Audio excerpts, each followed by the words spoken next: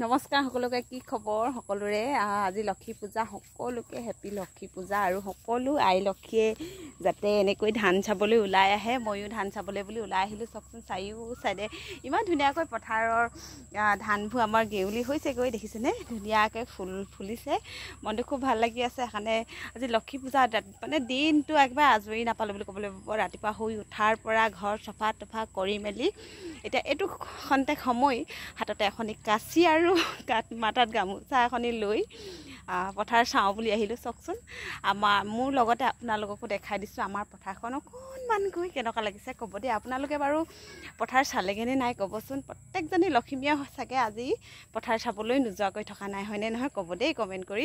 আৰু চাওকচোন গোটেই পথাৰ সেউজীয়া সেউজীয়া সেউজীয়া ভাল লাগিছে। তাৰ পাছতে আৰু এটা বস্তু দেখাওঁ। আমাৰ ঘৰৰ একদম নিচেই কাষৰতে, মানে একেবাৰে ওচৰতে আমাৰ আজি 13 বছৰ ভৰি দিছে এইবেলি। সেইয়া দেখিছেনে বনাই আছে, চক দেখিছেনে নাই দেখা বাৰু? সৰু কম দেখিছে চাগে, অলপ চলপকৈ ন, দেখিছেনে?